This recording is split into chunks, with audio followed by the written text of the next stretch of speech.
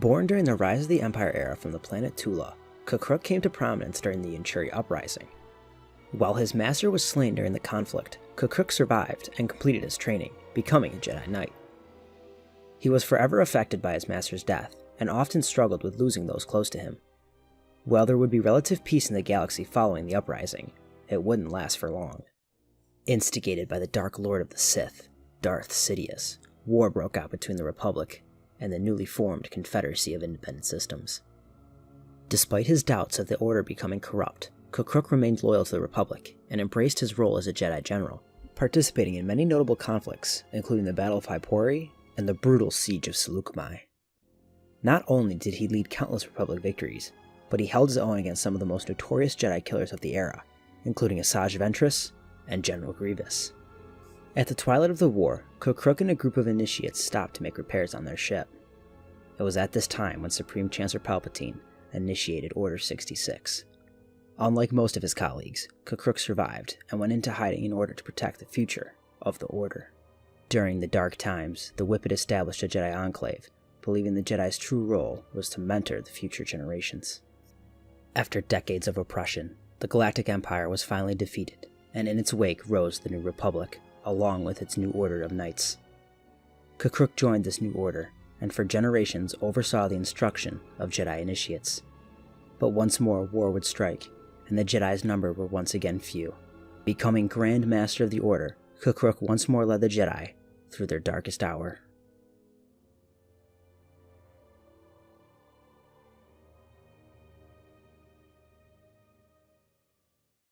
Born on the desert planet of Tatooine to the famed ex-Jedi Knight Sharad Hett, Asharad Hett was raised not only in the ways of the Jedi, but also among the traditions of the Tusken Raiders of his homeworld. After the death of his father, Hett traveled to Coruscant and was trained in the Jedi arts. He often struggled with an inner darkness, and would eventually be trained by the Dark Woman, who specialized in Padawans with such traits. During the Clone Wars, Asharad served as a Jedi General for the Republic, and served in many battles, including the battles of Boz Pity and Saleucami. These victories were short-lived, however, as Emperor Palpatine issued Order 66. Hett was one of the few to survive this genocide, and he made his way back to his home world of Tatooine. Once again taking up his heritage as a Tusken Raider, Hett became a warlord of several Tusken clans, and under Hett, the Tuskens became feared once again, reclaiming land rightfully theirs. One day, Hett and his forces were encountered by the famed Jedi Master, Obi-Wan Kenobi. He begged Hett to stop his crusade, but Hett refused, and the two ignited their blades and battled a brutal duel. The duel ended with the loss of Hett's right arm. Forced to leave, Hett would become a bounty hunter, and while pursuing one such bounty on the planet of Korriban, he heard a voice summon him. He followed the voice, who was revealed to be the ancient Dark Lady of the Sith, Zozan. She offered him the teachings of the Sith, and Hett agreed to learn. Zozan opened Hett's eyes to the dark side, but when he resurfaced from the tombs, Hett was captured by the Yuuzhan Vong. During his imprisonment, Hett received his vision of his new Sith Order. Fully embracing the dark side, Hett escaped and returned to Korriban. There, Hett took the name Darth Krayt and re-established the Sith under his leadership, pledging to reunify the galaxy in accordance to the one Sith. For more than 100 years, Krayt grew and strengthened along with his Sith on Korriban, secretly planning to bring its vision of peace and order to the galaxy. That vision soon turned into reality in 127 ABY, as the Sith made their presence known and helped the Galactic Empire rise to power once again. After the final battle, Krayt marched straight into the audience chamber of Emperor Roan Fel, killing the man who sat on the throne and seating himself in his place. Once more, the Sith ruled the galaxy.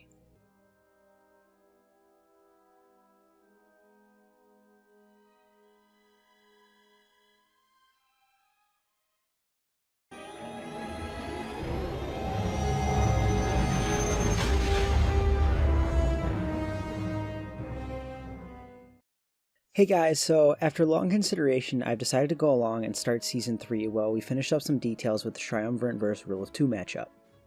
As the biggest matchup we've ever done, Forklifter Mac and I want to make sure it's the best it can be and we don't want to rush anything. So here we are with the start of Season 3, and honestly, it's a shame we never got to see these two really go at it. As the Grand Master of the Order and the one Dark Lord of the Sith, it's hard to rationalize how we never saw these two face off, especially considering we see a matchup like this in almost every other Star Wars story. For K'Kruhk, I will be analyzing him during the Legacy War comic series, as this was the height of the conflict and there is much to draw off of. For Krayt, I will be using him before his rebirth, as it offers a much more balanced matchup in my eyes. So without further ado, I present the Unkillable K'Kruhk versus the Dragon of Tatooine, Darth Krayt.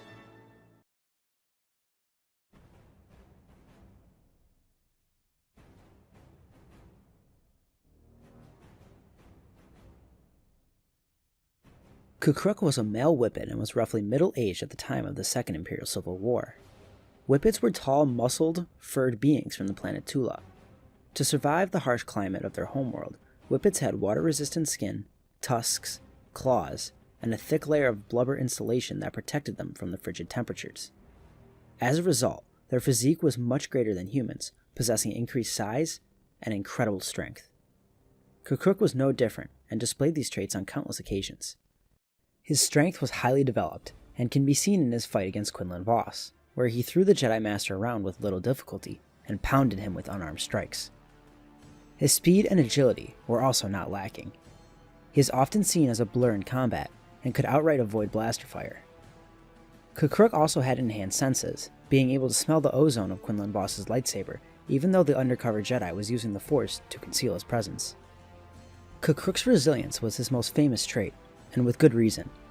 This is a being who has survived blaster fire, being thrown off a cliff, slashed across the chest by a lightsaber, Order 66, and finally not one, but 2 Jedi purges. His resilience can only take him so far, however. While many of these instances did not kill him, and he was able to continue battling, others left him severely wounded and required much recovery time in the bacta tanks, or by Jedi healers. That being said, to get K'Kruhk to a point where he needs recovery time is by no means easy and require incredible damage. To me, K'Kruhk is one of the most physically gifted combatants in the Order's history, and could compete with the best of the best physically.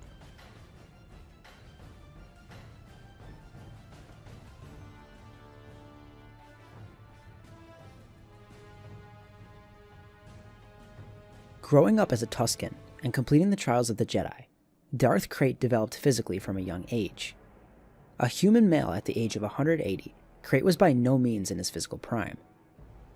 In order to live for such a long time, he relied on countless trips in stasis and Sith rituals. His body had been heavily augmented and deformed, hardly resembling the man he used to be. After surviving Order 66 and becoming a bounty hunter, Krayt was eventually captured by the Yuuzhan Vong.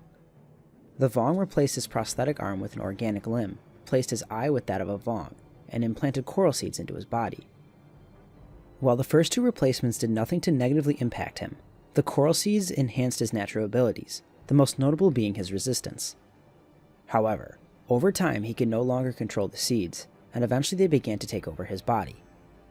Despite these handicaps and his advanced age, Krayt kept himself in fairly good shape. His strength was superhuman and was able to lift Cade Skywalker, a fully grown human male, up with one arm. He was also fairly agile and quick, dictating the duels against Cade and the Imperial Knights.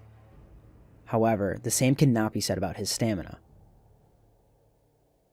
While for the most part able to keep up and contend during fights, after the battle he gets severely weakened. After his battle against the Knights, he was visibly strained, and after his first duel with Cade, required significant time in stasis. Skywalker even pointed out that after a certain amount of time has passed, Krayt simply wouldn't be able to push himself any farther.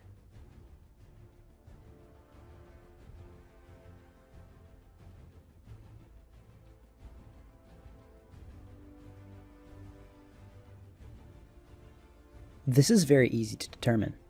While K'Kruhk and Darth Krayt have similar strength, and can both take a good amount of punishment, that is where the similarities end. Krayt is at the twilight of his life, while K'Kruhk is relatively middle-aged for his species. K'Kruhk's speed is more advanced, and more agile than Krayt as well, but the most important aspect of this round is stamina. K'Kruhk's stamina has always been that of an above-average Force user, but Krayt's at this point in his life is very much in question. While Krayt's technique does limit his physical output, it is based off of a strength advantage, one he does not have in this fight. He may be able to match the Grandmaster for a time, but he can't consistently compete in this field as the fight rages on. This doesn't mean K'Kruhk should take him lightly, however, as Krayt is just as capable of taking damage and fighting on as he is. That being said, if this was a purely physical fight, K'Kruhk after a given while would walk all over the one true Sith. K'Kruhk gets the physical edge.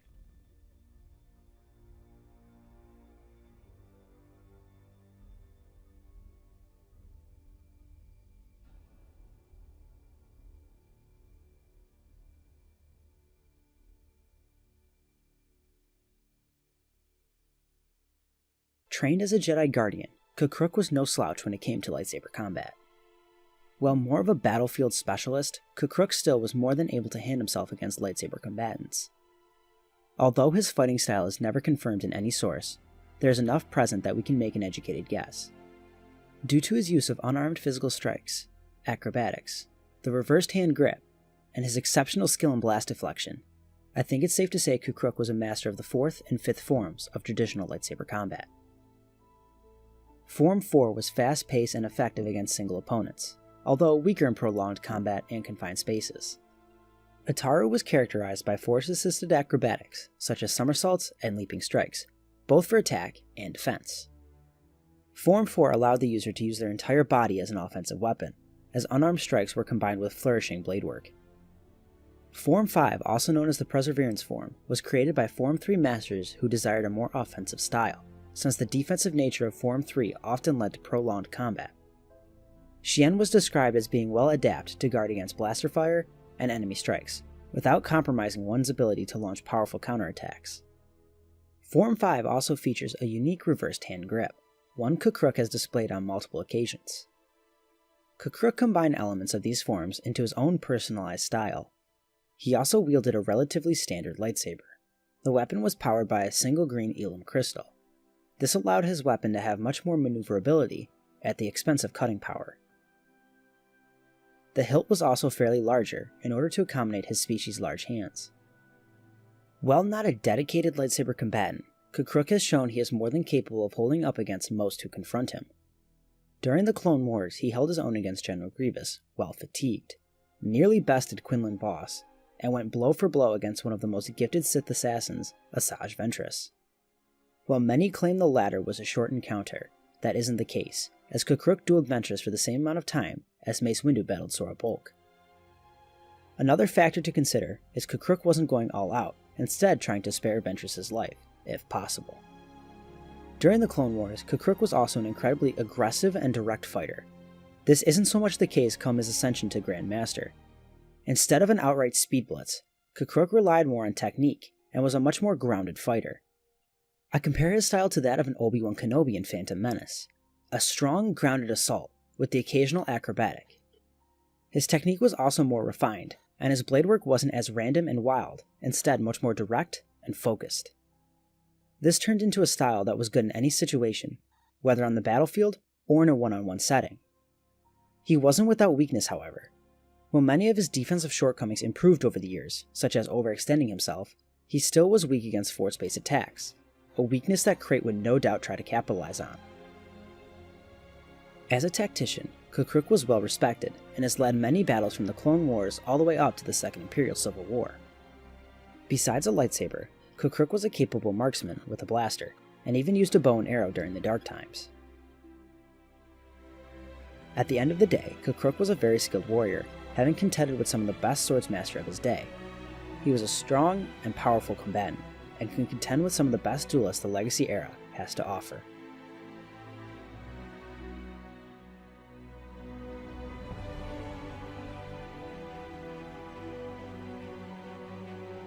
Darth Krayt was a formidable warrior, and had various teachings from the Tusken, Jedi, and Sith that developed his style into something truly unique. Krayt displayed great promise early on, defeating the dangerous Aurra Sing as a mere Padawan, something his father couldn't accomplish as a fully trained Jedi Master. By the time he became Galactic Emperor, Krayt had slayed thousands, and was considered one of, if not the greatest swordsman, of his era. Krayt was a very unorthodox fighter, and often utilized Jar Kai in combat. It comes to no surprise that his preferred lightsaber discipline was Form 6 9-man. A hybrid fighting style, 9-Man incorporated elements from the previous forms and balanced out their various specializations. Form 6 covered many of the various moves of lightsaber combat, but due to its emphasis on overall moderation, its focus on blade work was somewhat relaxed. 9-Man was a jack-of-all-trades style, and the success of this form was largely dependent on the practitioner's intuition, improvisation, and creativity. It should be noted that while 9-Man provided no decisive edge in battle, it also had no major flaws. As stated in my XR Kun vs Mace Windu video, I explained that I thought 9-Man Masters usually came in 3 distinct flavors. Them being those who study Form 6 as a supplement to their Force abilities, or focused on another discipline and truly didn't focus on martial might, such as Johan Othon. Masters who used the style passively, using 9-Man's adaptability to counter an opponent's style, adjusting their technique to suit the needs of a given moment. And finally, a user who took all the styles and constantly changed forms in the midst of combat to overwhelm, confuse, and overpower opponents. Krayt would be the latter. Along with his Jarkai mastery, Krayt was a master in the unarmed fighting style of Teräs Käsi. To accommodate for his chosen discipline, Krayt was equipped with 2 relatively standard lightsabers. The 2 weapons were practically identical and were powered by a single red synthetic crystal. This gave the Dark Lord more cutting power at the expense of maneuverability. The hilts of these weapons were also wrapped in York Coral, the signature of the One Sith. Krayt also wore a set of Vondan crab armor.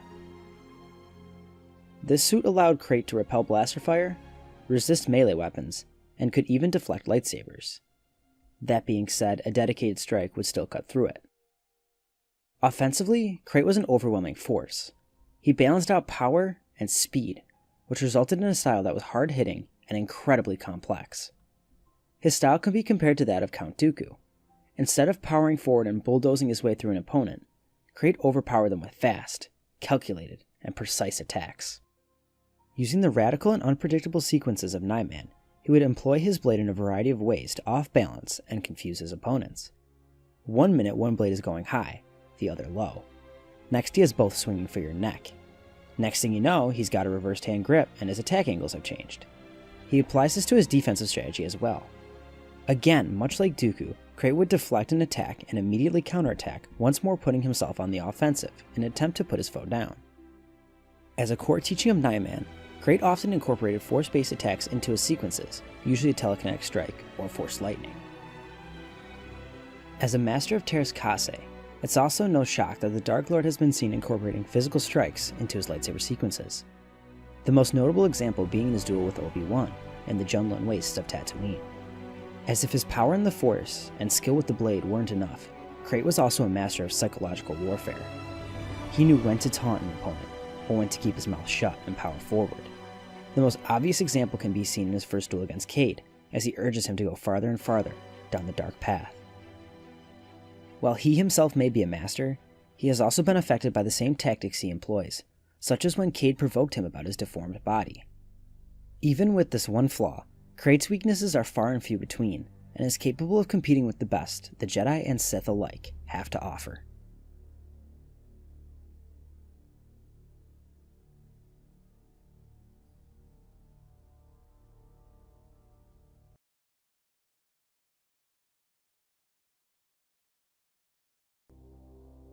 To me, this round isn't as black and white as it may seem. While K'Kruhk may not have the accolades that Darth Krayt has, that doesn't make him helpless in a pure lightsaber duel. Krayt would no doubt be an aggressor and dictate the pace of the engagement, but K'Kruhk would be able to contend with the Dark Lord. While maybe not able to land a killing blow, K'Kruhk would not be overmatched against Krayt. If he can do it for a long enough time, Krayt's physical handicaps would show up, and then it gets very interesting. K'Kruhk's strength-oriented strikes would also speed up this process. But what determines this round is K'Kruhk's lack of defense against force-based attacks.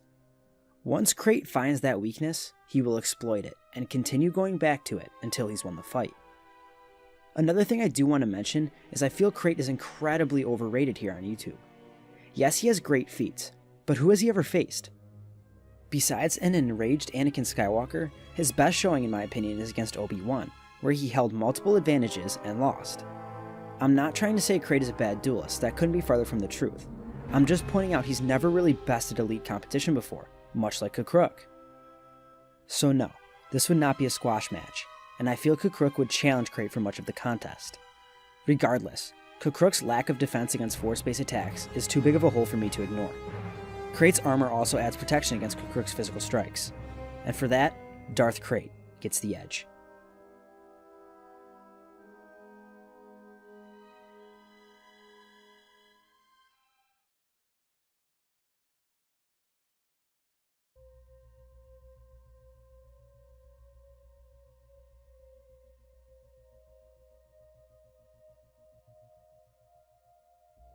Despite the fact that K'Kruhk wasn't a dedicated Force wielder, he was still a powerful and skilled Force wielder.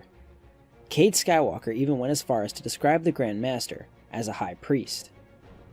Like most Force wielders, K'Kruhk was able to use the Force to physically augment his attributes. He often enhanced his speed and strength, appearing as a blur to many, and pounding many adversaries into submission with relative ease. K'Kruhk's most impressive combative Force abilities have been displayed in his use of telekinesis. As a Padawan, he was able to send multiple Yinchari flying, and as a Master, he took this ability to the next level, able to pull a carrier out of the sky. While never using this ability against a trained Force wielder, he has shown enough where I believe if he needed to resort to his Force powers in a duel, he'd be more than able. As a telepath, K'Kruhk was highly advanced.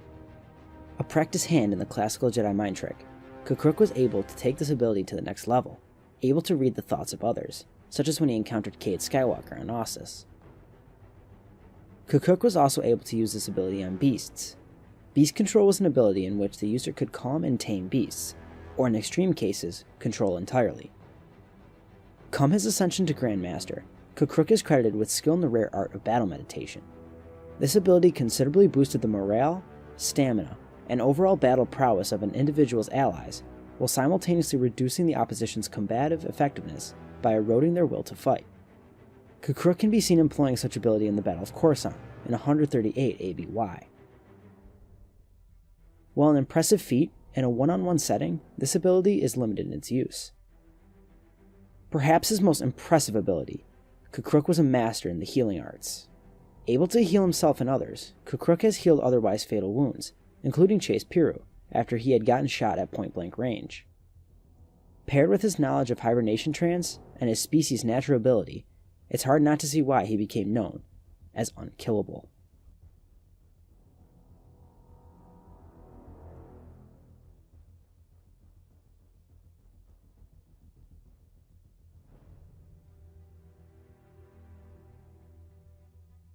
A complete master of the dark side, Darth Krayt is often regarded as one of the strongest Force wielders of his day. Due to his declining health, Krayt placed an emphasis on physical augmentation, using it to enhance his speed and strength. He combined this with Dark Rage to enhance these abilities even more. Krayt's go-to move in combat was telekinesis. He is more than capable of lifting and moving heavy objects, and has thrown beings around with ease. As stated earlier, he often chains these strikes into his lightsaber sequences, constantly overpowering and off-balancing his opponent. As a Jedi, Krayt has also been seen using telekinesis to throw his lightsaber. While he hasn't been seen employing such an attack as a Sith Lord, it's still something he could use if desperate. Krayt is also credited with Force Repulse, which is a powerful Force blast that violently pushes outwards, creating rapidly expanding kinetic ripples in space, flinging nearby objects away at a high velocity. However, he has never been seen utilizing such an attack, as a Jedi or Sith. Defensively, Krayt was also able to create telekinetic shields, such as the one he created on Had Abaddon, that ultimately saved his life. While on the topic of defensive capabilities, Krayt has only displayed the use of Tut Menace after his resurrection.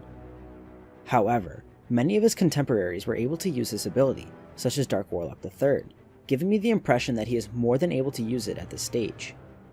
As he delved more into Sith teachings, Krayt became a practiced hand in the use of Force Lightning. Able to defeat multiple Yuzong Vong, while nowhere near his peak. An incredibly impressive display, considering the Vong have a partial resistance to Force powers. As a Sith Lord, Krayt took lightning to the next level, and used it heavily in combat, whether a quick blast or a sustained barrage. Obsessed with immortality, Krayt spent years developing and studying the healing arts. he was able to use such techniques to prolong his life, and help him live with the Vong implants eating away at him. Krayt was a well-adapted Force wielder, and had elements in multiple fields that help him in any situation against any opposition.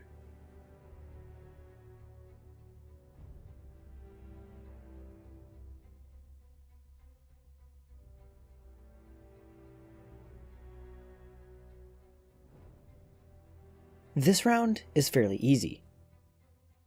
While K'Kruhk is no doubt a powerful Force wielder, his attributes aren't geared as much toward combative viability. On the other hand, Krayt's focus was entirely on combative application, and had multiple offensive abilities at his disposal. While the two are relative equals when it comes to telekinesis, K'Kruhk just does not have viable tools to beat Krayt in a pure Force battle.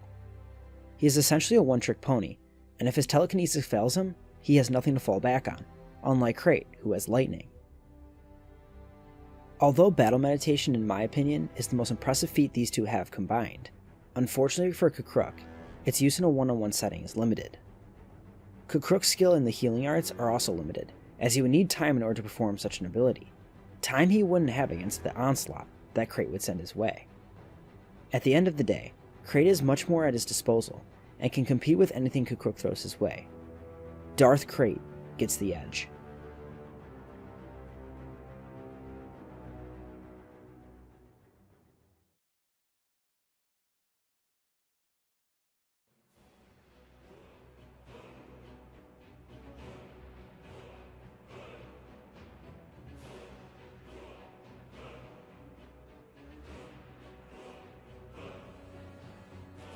And finally, we've reached the verdict. Let's say this battle takes place on a familiar battlefield. Let's say on the fields of Seleucami, with the victor winning a solid 7 out of 10 times. The two would meet, and Krayt would immediately begin his verbal assault, telling his former friend he's become more than he'd ever been.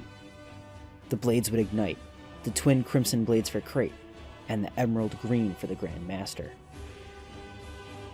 The early fight would be a battle of pure swordsmanship, the two exchanging blow for blow. Krayt would hold the early advantage, his aggression and dueling abilities on full display.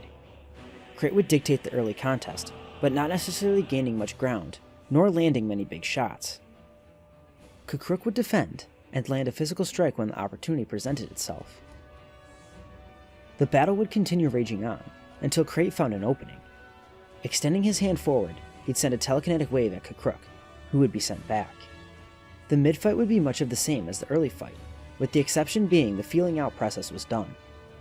The two would start to wail away at one another, K'Kruhk landing some heavy strikes, and Krayt beginning to incorporate force-based attacks, including pushes and shoves, and quick bursts of lightning.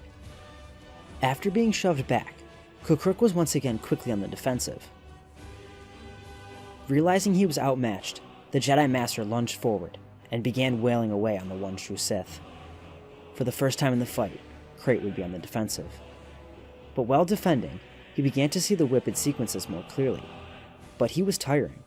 The physicality of the duel was taking its toll, and Krayt knew he'd have to end the fight soon. The end fight is where I'd give K'Kruhk the advantage, if he can last this long. His physicality no doubt slows Krayt down, and tires him out. But the biggest question remains, on if he can breach the dragon's defenses. As K'Kruhk senses Krayt's weakness, he continues to power through until he's caught by a sudden burst of Force lightning. Sending K'Kruhk flying once more, Krayt pounces on the opportunity and rallies for one final attack. This time he sees it. As K'Kruhk sends a strong sweeping strike towards his chest, Krayt parries with one blade and quickly spins, sending the other through the Grand Master's abdomen. After a violent and physical battle, an exhausted Krayt stands victorious. I declare Darth Krayt, the one true Sith, the Dragon of Tatooine, the victor.